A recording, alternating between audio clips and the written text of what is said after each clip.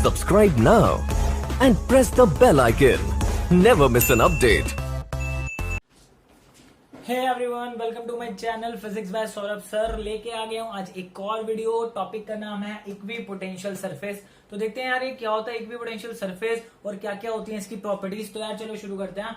और equi potential surface वो surface होता है, इक्वी पोटेंशियल सरफेस वो सरफेस होता है जिस सरफेस से आप कोई भी पॉइंट उठाओ और उसका पोटेंशियल देखो वो सेम होगा।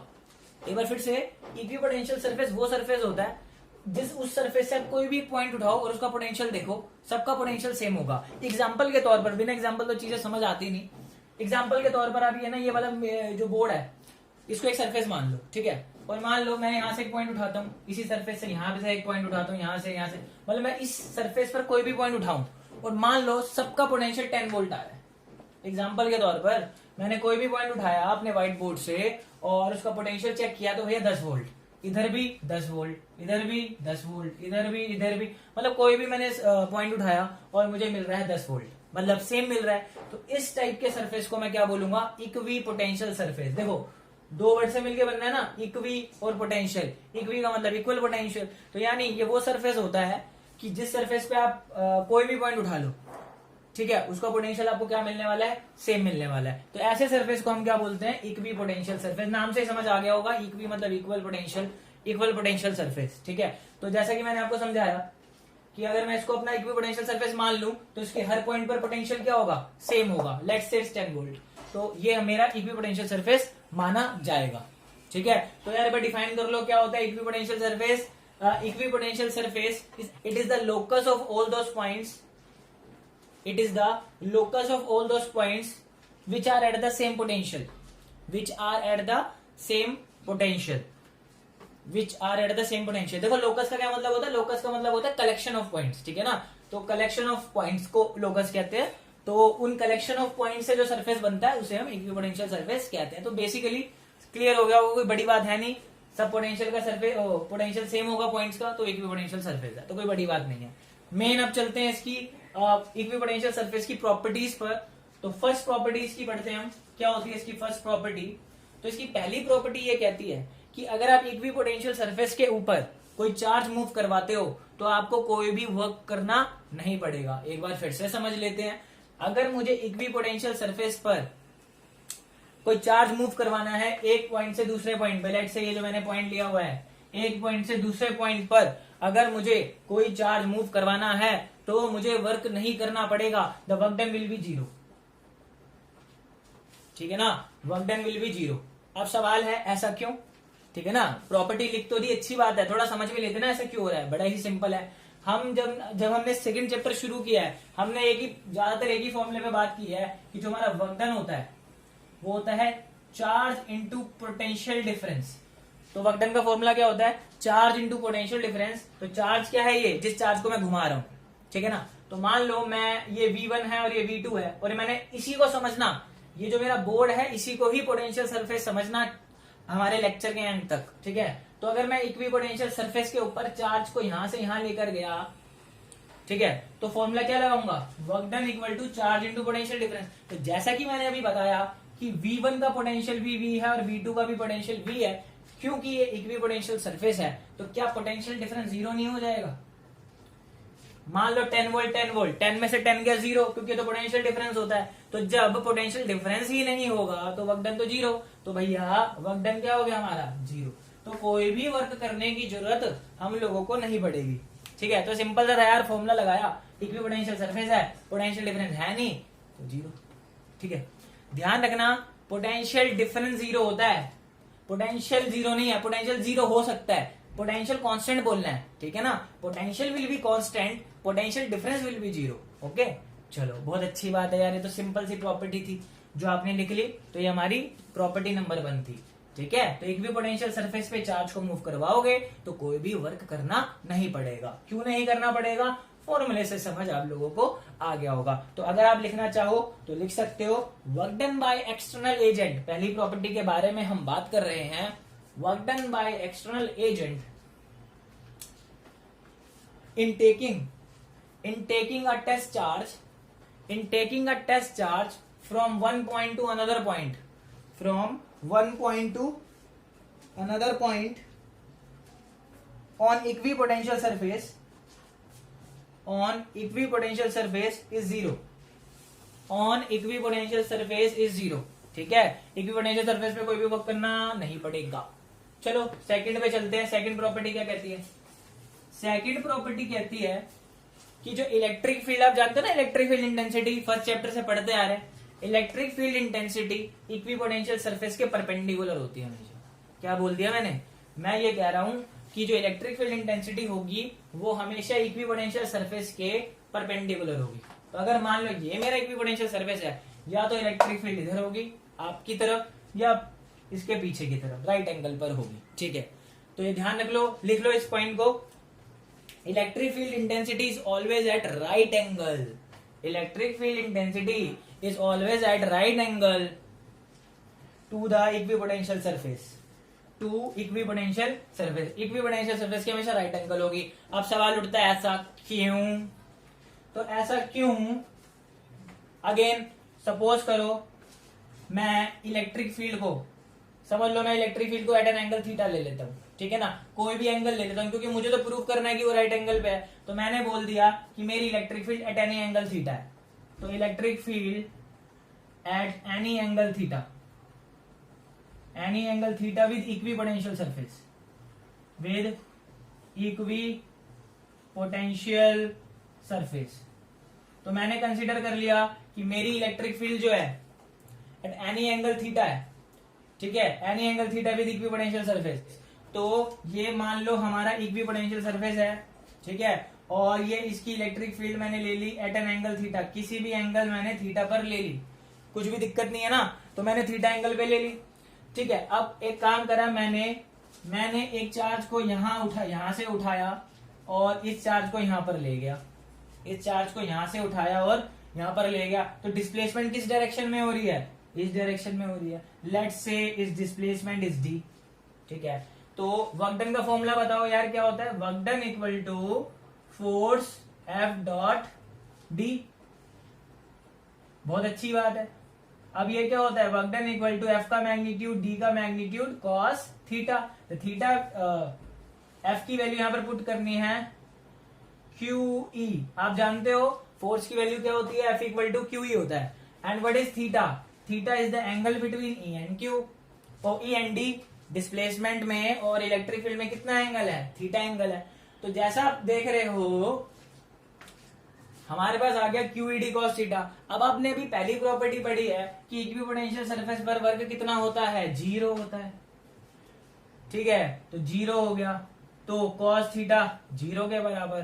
तो थीटा इक्वल टू 90 डिग्री.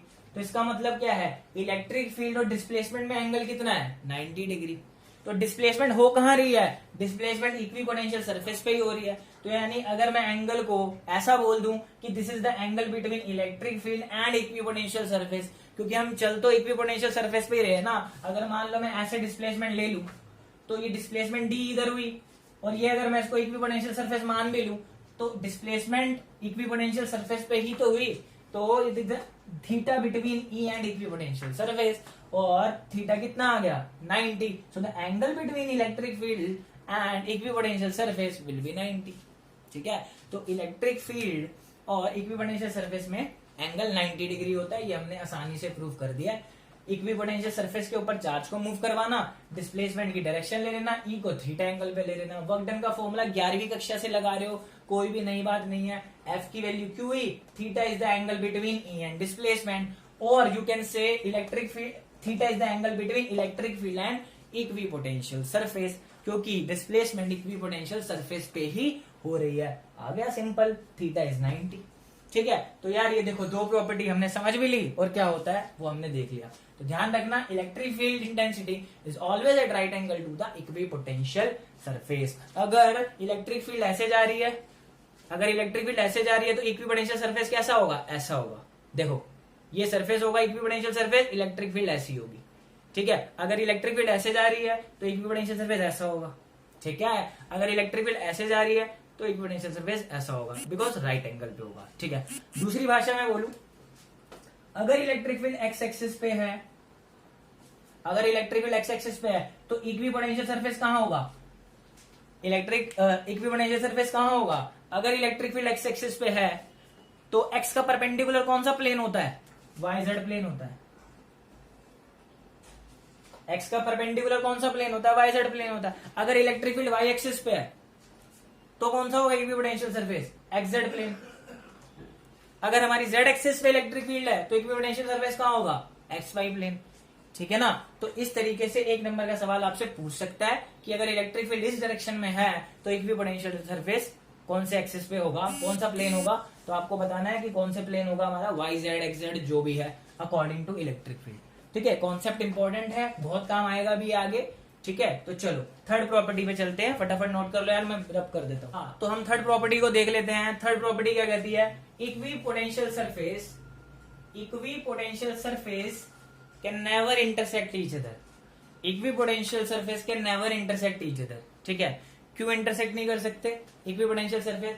देखो यार, मान लो ये दो इक्विपोटेंशियल सरफेस अगर कट करते हैं तो यहाँ पर पॉइंट ऑफ इंटरसेक्शन पर दो इलेक्ट्रिक फील्ड बन जाएंगी, क्योंकि अभी हमने देखा कि इक्विपोटेंशियल सरफेस के राइट एंगल पर हमारी इलेक्ट्रिक फील्ड होती है। तो इसके लिए अगर मैं राइट एंगल बनाऊंगा, इधर बन जाएगा, इसके लिए उधर बन जाएगा।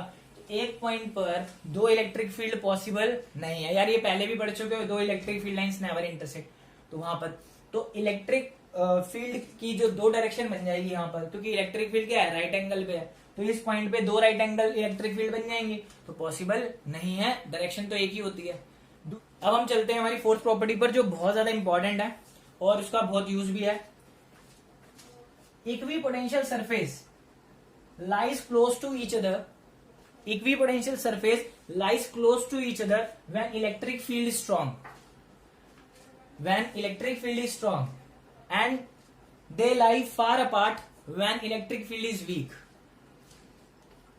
Equipotential surface lies close to each other when electric field intensity is strong and they lie far apart if electric field is weak. ठीक है, ये लिख लिया। कहना क्या चाह रहा है? कहना ये चाह रहा है अगर किसी एरिया में, किसी रीजन में इलेक्ट्रिक फील्ड ज्यादा है तो इक्विपोटेंशियल सरफेस क्लोज होंगे, और अगर किसी एरिया में किसी भी स्पेस के एरिया में इलेक्ट्रिक फील्ड कम है तो वहां पर फार होंगे इक्विपोटेंशियल सरफेस। ठीक है, अब ऐसा क्यों हो रहा है कि जहां पर इलेक्ट्रिक फील्ड ज्यादा है वहां पर इक्विपोटेंशियल सरफेस क्लोज बनेंगे, और जहां पर इलेक्ट्रिक फील्ड कम है वहां पर इक्विपोटेंशियल सरफेस दूर बनेंगे। ठीक है, अब ये बोल तो दिया, ये मैथमेटिकली प्रूव हुआ। ठीक है, मैथमेटिकली इसको समझते हैं कैसे पॉसिबल है। हमने पिछली क्लास में डेरिवेशन की थी, पिछली से पिछली क्लास में, कि जो इलेक्ट्रिक फील्ड होता है this is minus del V by del R. इसको हम क्या बोलते हैं? Potential gradient, the change in potential with respect to distance. ये डिस्टेंस है, तो जब पोटेंशियल डिस्टेंस के रिस्पेक्ट में चेंज होता है नेगेटिव लगाकर, तो उसे हम क्या बोलते हैं? Electric field. This is called the negative of potential gradient. Okay, चलो, तो डेल्टा आर की वैल्यू क्या हो जाएगी? डेल्टा यहां पर चेंज समझना है आप, चेंज, स्मॉल चेंज। तो डेल आर हो जाएगा minus del V by del E, minus del V by E. ठीक है, तो ये जो डेल्टा आर है ना, मान लो ये जो डेल्टा आर है, this is called the spacing between equipotential surface. मतलब जो इक्विपोटेंशियल सरफेस है उनके बीच का जो स्पेस है उसको दिखा रहा है ये डेल्टा आर, और ये वी चेंज इन पोटेंशियल है, ई इलेक्ट्रिक फील्ड है। ठीक है, तो देखो हमारी इलेक्ट्रिक फील्ड किस पे डिपेंड कर रही है? अगर मैं डेल्टा वी को थोड़े टाइम के लिए कांस्टेंट मान लूं तो जो डेल्टा आर है किस पे डिपेंड कर रहा है? This is inversely proportional to electric field E. तो देखो जब इलेक्ट्रिक फील्ड बढ़ेगा तो डेल्टा आर घटेगा।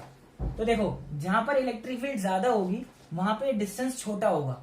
डिस्टेंस क्या है? ये this is spacing between equipotential surface, मतलब द डिस्टेंस बिटवीन, मान लो ये इक्विपोटेंशियल सरफेस है, ये इक्विपोटेंशियल सरफेस है, तो उनके बीच का डिस्टेंस है। तो जब इलेक्ट्रिक फील्ड ज्यादा होगी तो the distance between equipotential surface decrease हो जाएगा। देखो, और अगर इलेक्ट्रिक फील्ड में कम करने लगता हूं तो जब मैं ये कम करूंगा तो डेल्टा आर बढ़ जाएगा।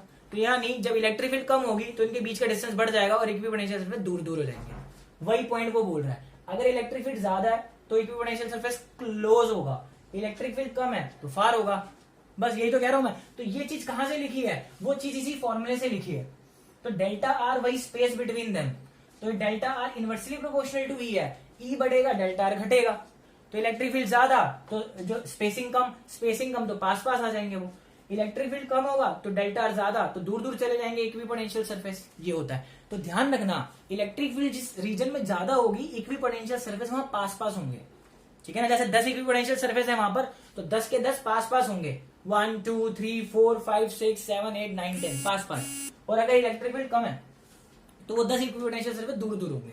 इससे आपको पता चलेगा कि equipotential surface electric field intensity की वहां पर क्या वैल्यू है, ठीक है, ज्यादा है या कम है, ठीक है। तो ये समझ में आया। तो ये लॉजिक से आया, लाइन को रटना मत कि यहाँ ज्यादा है तो क्लोज है, कम है। तो ऐसा अगर आपने अपने आप से पूछो कि ऐसा क्यों हो रहा है, तो ये आपका रीजन है, ठीक है। तो होप करता हूं क्लियर हो गया होगा। ये हमारी जो प्रॉपर्टीज थी बहुत इंपॉर्टेंट है, खत्म हो चुकी है प्रॉपर्टीज। अब हम करने जा रहे हैं equipotential surface due to system of charges. अब हम ड्राइंग्स बनाएंगे कि इक्विपोटेंशियल सरफेस कैसा दिखता है पॉइंट चार्ज की वजह से, डाइपोल की वजह से, वगैरह वगैरह, ठीक है। तो फटाफट नोट करो उसको, चलते हैं अगले टॉपिक की तरफ। तो यार अब हम देखने जा रहे हैं equipotential surface due to point charge. Equipotential surface due to positive point charge, ठीक है। मान लो मैंने यहां पर एक पॉजिटिव चार्ज रख दिया Q, तो इसका इक्विपोटेंशियल सरफेस अगर मुझे बनाना है तो कैसे बनेंगे इक्विपोटेंशियल सरफेस। देखो, अगर आपको याद होगा आपने इलेक्ट्रिक फील्ड लाइंस बनाई थी, कुछ ऐसी होती थी इसकी electric field lines.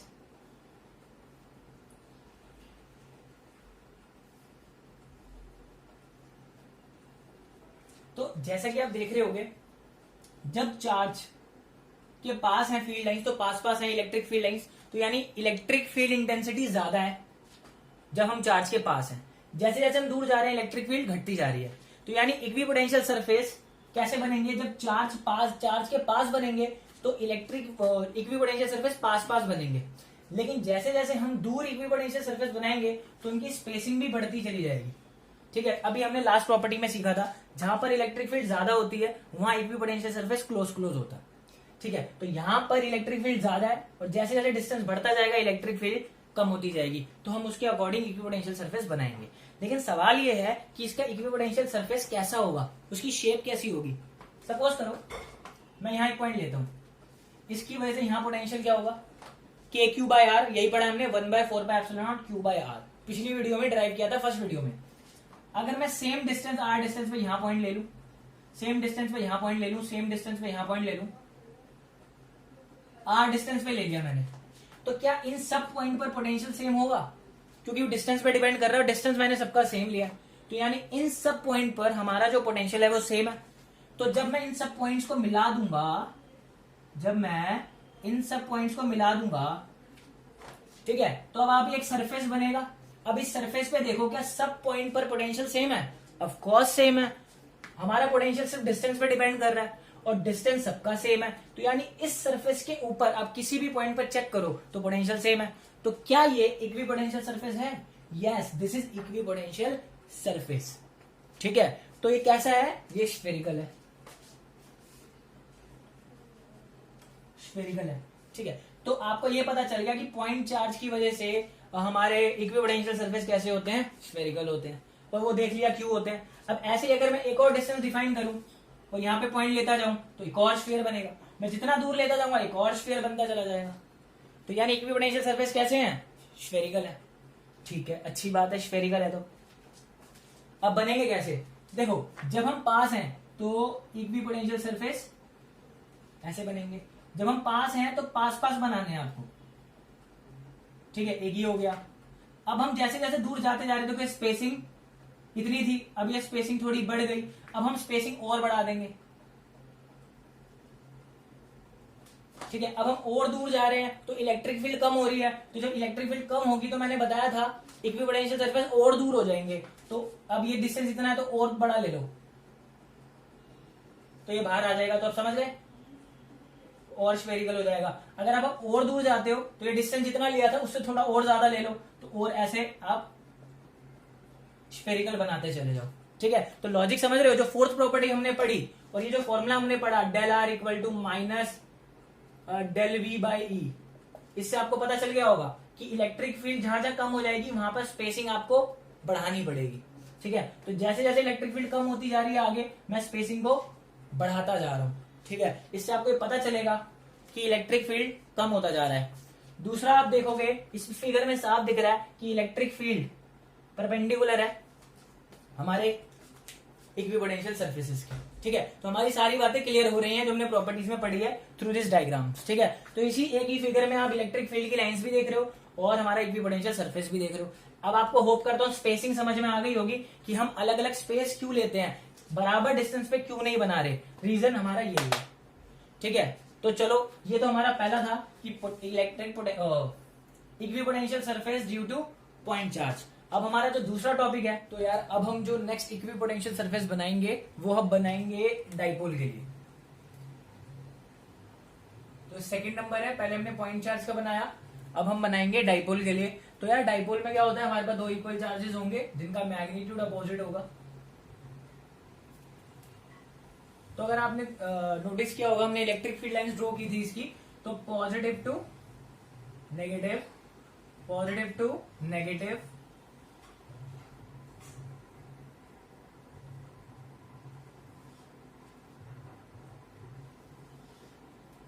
Positive to negative होती हैं।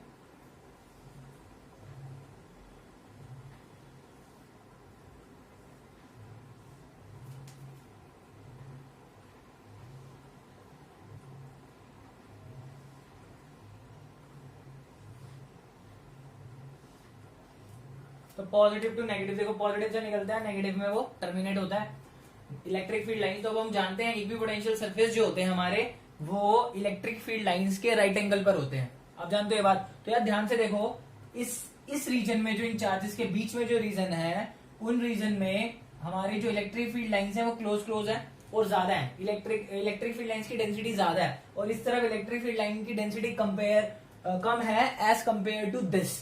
अगर इन दोनों रीजन को कंपेयर करें तो इसमें इलेक्ट्रिक फील्ड लाइंस ज्यादा है, तो इसका मतलब इलेक्ट्रिक फील्ड यहाँ ज्यादा है। और मैंने आपको बताया था जहां इलेक्ट्रिक फील्ड ज्यादा होगी वहां पर हमारे जो इक्विपोटेंशियल सरफेस होंगे वो क्लोज होंगे। ठीक है, तो डाइपोल के जो बिल्कुल मिडल में होता है, ये आप जानते हो ना इक्वेटोरियल प्लेन होता है, इक्वेटोरियल लाइन, यहाँ पर हमने देखा था पोटेंशियल जीरो होता है। तो ये भी एक तरीके का इक्विपोटेंशियल सरफेस ही होगा क्योंकि हर पॉइंट पर पोटेंशियल क्या है हमारा, जीरो है। तो ये भी एक इक्विपोटेंशियल सरफेस है और यहां से हमारे इक्विपोटेंशियल सरफेस बनते जाएंगे। तो यार देखो ड्राइंग आप बुक्स वगैरह में देख सकते हो, मैं बस आपको एक आइडिया दे रहा हूँ कि कैसा बन सकता है। ठीक है, तो बनाते टाइम बस एक चीज ध्यान रखनी है, जब आप ड्रॉ करोगे तो इस तरफ क्लोज रखना है आपको,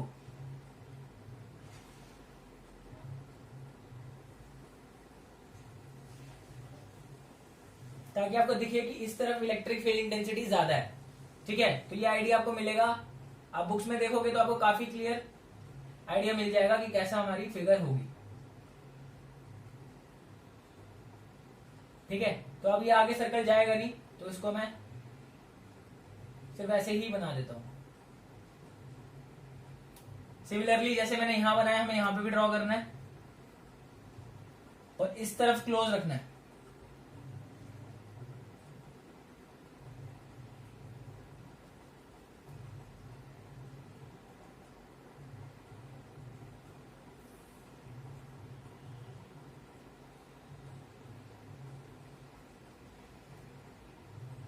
ठीक है, तो इस तरफ जो है ये डॉटेड लाइंस हमारे इक्विपोटेंशियल सरफेस हैं। तो जैसा आप देख रहे हो ये डॉटेड लाइंस हमारे इक्विपोटेंशियल सरफेस होंगे। तो इस रीजन में जो चार्जेस के अंदर वाले रीजन है वहां पर इक्विपोटेंशियल सरफेस क्लोज है, मतलब इलेक्ट्रिक फील्ड इंटेंसिटी ज्यादा है। और उस तरफ थोड़े मैंने ओपन इसलिए रखे हैं थोड़े, क्योंकि वहां पर electric field intensity as compare to this कम होती है। ठीक है, तो कुछ ऐसा आपका इक्विपोटेंशियल सरफेस बनेगा। ये बिल्कुल जो मिडिल लाइन है v equal to zero, equatorial plane, equatorial line पे हमारा जो पोटेंशियल था हमने निकाला था, इक्वेटोरियल लाइन पर हमारा जो पोटेंशियल होता है ड्यू टू डाइपोल वो जीरो होता है। ठीक है, तो ये भी एक इक्विपोटेंशियल सरफेस की तरह ही काम करने वाला है।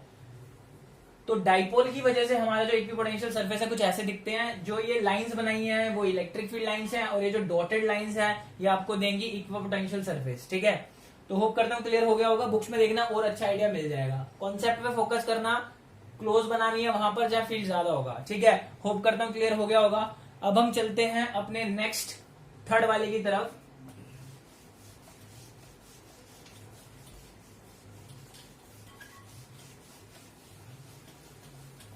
ये आपके लिए होमवर्क होगा जो थर्ड नंबर में आप लोगों को दे रहा हूं, इसको आपको होमवर्क में करना है। मैंने आपको लाइन ऑफ चार्जेस दे दिए, line of charges.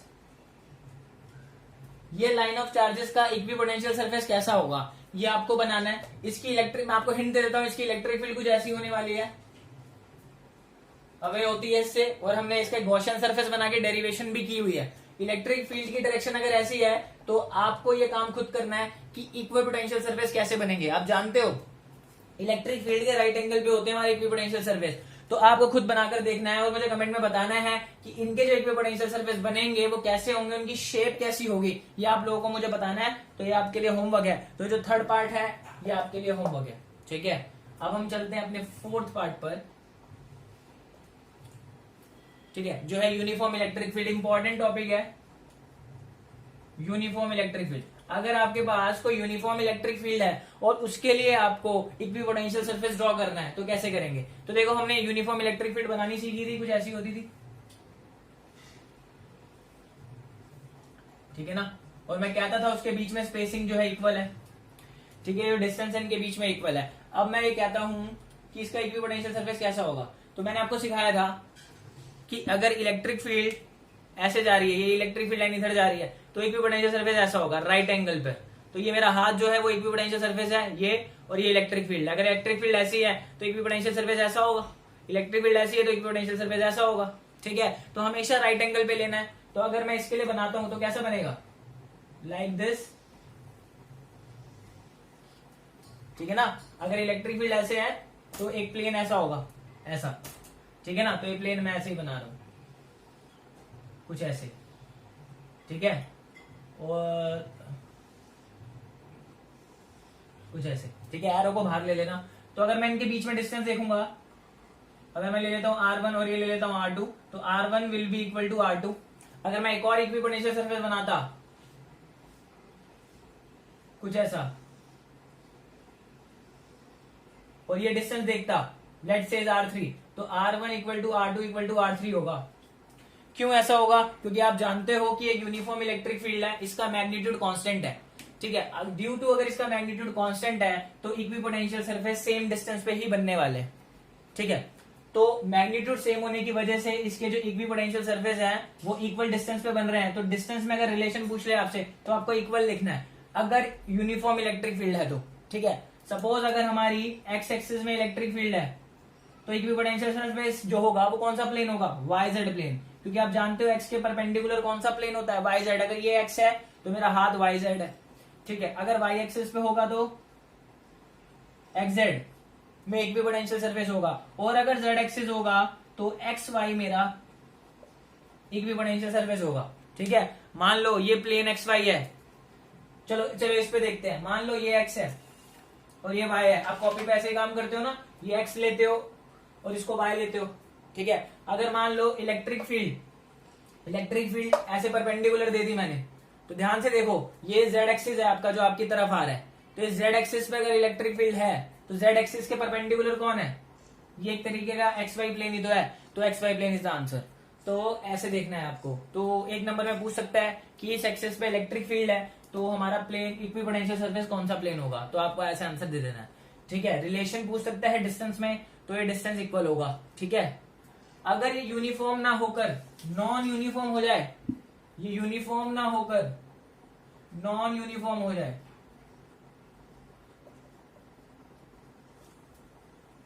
Non uniform हो जाए तो क्या होगा। नॉन यूनिफॉर्म का मतलब है उसका जो मैग्नीट्यूड है इलेक्ट्रिक फील्ड का वो बढ़ रहा है या घट रहा है, कुछ भी हो रहा है, मतलब कांस्टेंट नहीं है। तो सपोज मैंने यहाँ पर एक्स एक्सिस पे लिया इलेक्ट्रिक फील्ड, इस बार मैं फिर से एक्स एक्सिस पे ले लेता हूँ इलेक्ट्रिक फील्ड, मतलब वो एक्स एक्सिस पे जा रही है, ठीक है। मान लो यहाँ ओरिजिन है और वो ओरिजिन से एक्स एक्सिस की तरफ आगे बढ़ रही है। क्योंकि इसका मैग्नीट्यूड कांस्टेंट था तो हमने इसके जो इक्विपोटेंशियल सरफेस है वो सेम डिस्टेंस पे बनाए हैं। सपोज करो ये एक्स एक्सिस पे जा तो रही है, लेकिन जैसे जैसे डिस्टेंस बढ़ता जाएगा एक्स एक्सिस पर इलेक्ट्रिक फील्ड का मैग्नीट्यूड भी बढ़ता जाएगा। एक बार फिर से मान लो अगर ये एक्स एक्सिस पे बढ़ रही है, डिस्टेंस इसका बढ़ रहा है, तो टाइम के साथ साथ इलेक्ट्रिक फील्ड बढ़ती जा रही है, मतलब डिस्टेंस के साथ साथ इसकी इलेक्ट्रिक फील्ड बढ़ती जा रही है। सपोज अगर ये ओरिजिन से शुरू होता है, मान लो ये 1 मीटर पर पहुंचा तो इलेक्ट्रिक फील्ड मान लो 2 वोल्ट पर मीटर है, और अगर ये 2 मीटर पे पहुंचा, मतलब डिस्टेंस जैसे ही बढ़ा, ये 4 हो गया, फिर ये अगर 2.5 या 3 पे गया तो ये 6 हो गया। कहने का मतलब ये है, हमें वैल्यूज पे नहीं जाना है, मैं समझाने के लिए बता रहा हूँ, ठीक है। तो जैसे जैसे हम एक्स पे बढ़ते जाएंगे इलेक्ट्रिक फील्ड का मैग्नीट्यूड बढ़ता जाएगा। उस केस में आप इक्विपोटेंशियल सरफेस कैसे बनाओगे, सोच के देखो, ठीक है। मान लो आपकी इलेक्ट्रिक फील्ड एक्स एक्सिस में बढ़ रही है, ठीक है। तो मान लो मैंने एक पहला इक्विपोटेंशियल सरफेस बनाया राइट एंगल पर, जो कि एक एक्स एक्सिस के लिए वाईजेड प्लेन में होगा, ठीक है। फिर मैं दूसरा इक्विपोटेंशियल सरफेस बनाऊंगा, अगेन वाईजेड प्लेन में होगा। फिर एक और इक्विपोटेंशियल सरफेस, फिर एक और इक्विपोटेंशियल सरफेस, फिर एक और इक्विपोटेंशियल सरफेस। ये सारे वाईजेड प्लेन में बन रहे हैं, ठीक है, और ये सबका साइज सेम है, ठीक है। लेकिन अगर आप ध्यान से देखो ये डिस्टेंस, अगर मैं से बोलूं R1, R2, R3 and this is R4, तो R1 will be greater than R2, greater than R3, ये होगा। तो देखो ध्यान से, ये जो पहला डिस्टेंस है सबसे ज्यादा होगा और बाकी डिस्टेंस कम होते चले जाएंगे। अब सवाल है भाई क्यों? देखो इलेक्ट्रिक फील्ड भैया एक्स एक्सिस में बढ़ रही है, मैंने क्या बताया था, जब इलेक्ट्रिक फील्ड बढ़ेगी तो स्पेसिंग घटेगी। स्पेसिंग क्या होती है? Distance between two equipotential surface, ठीक है। फॉर्मूला क्या था? Del R equal to minus del V by E. देखो इलेक्ट्रिक फील्ड अगर बढ़ेगी तो डेल्टा आर घटेगा। अगर मैं इसको कांस्टेंट बोल दूं, तो इसको कांस्टेंट बोल दूं तो डेल्टा आर घटेगा जब इलेक्ट्रिक फील्ड बढ़ेगी। अब हमारी इलेक्ट्रिक फील्ड एक्स एक्सिस पर बढ़ रही है, तो इलेक्ट्रिक फील्ड जैसे जैसे आगे की तरफ बढ़ती जाएगी इक्विपोटेंशियल सरफेस का डिस्टेंस छोटा होता चला जाएगा अकॉर्डिंग टू दिस फॉर्मूला, ठीक है। तो इस वजह से ये रिलेशन पूछ लेता है एग्जाम में, ऐसे दे देगा, ठीक है। एक्स एक्सिस में हमारी इलेक्ट्रिक फील्ड बढ़ रही है, तो इलेक्ट्रिक फील्ड बढ़ रही है तो डिस्टेंस का रिलेशन बताओ। तो ध्यान रखना है, जिस आप आगे बढ़ते जा रहे हो इलेक्ट्रिक फील्ड बढ़ती जा रही है तो इक्विपोटेंशियल सरफेस क्लोज आते चले जाएंगे। अगर वो बोलता इलेक्ट्रिक फील्ड घट रही है, एक्स एक्सिस में ही घट रही है, बनते तब भी ऐसे ही, लेकिन बस फर्क इतना होता कि ये डिस्टेंस बढ़ता जाता आगे को, ठीक है। इक्विपोटेंशियल सरफेस ऐसे ही बनेंगे, लेकिन जो डिस्टेंस है वो बढ़ता चला जाएगा। क्यों बढ़ता चला जाएगा? क्योंकि अब हमारी इलेक्ट्रिक फील्ड घट रही है, और जब इलेक्ट्रिक फील्ड घटती है, कम होती है, तो डेल्टा आर बढ़ता है, ठीक है ना। तो स्पेसिंग बढ़ती चली जाएगी। तो मैं होप करता हूं आपको समझ में आ रहा होगा कि कैसे ये नॉन यूनिफॉर्म वाला क्वेश्चन ट्विस्ट करके पूछ सकता है। बस वो देख लेना कि किस डायरेक्शन में आपकी इलेक्ट्रिक फील्ड बढ़ रही है, उस डायरेक्शन में डिस्टेंस कम होता चला जाएगा। जिस डायरेक्शन में इलेक्ट्रिक फील्ड घट रही होगी उस डायरेक्शन में जो इक्विपोटेंशियल सरफेस के डिस्टेंस है वो बढ़ते चले जाएंगे। उल्टा रिलेशन है, इलेक्ट्रिक फील्ड बढ़ेगी तो डिस्टेंस घटेगा, और अगर डिस्टेंस बढ़ेगा तो इलेक्ट्रिक फील्ड घटेगी। तो ये सिंपल सा लॉजिक है, ठीक है। तो इस केस में हमारी इलेक्ट्रिक फील्ड बढ़ रही थी, तो जो डिस्टेंस है वो छोटा होता जा रहा है। तो ये इतना सा टॉपिक था इक्विपोटेंशियल सरफेस, और होप करता हूं आपको समझ में आया होगा। तो आज की वीडियो के लिए बस इतना ही, मिलते हैं नेक्स्ट वीडियो में, करेंगे और अच्छे टॉपिक, ठीक है। जब तक के लिए ध्यान रखो अपना, स्टे होम स्टे सेफ।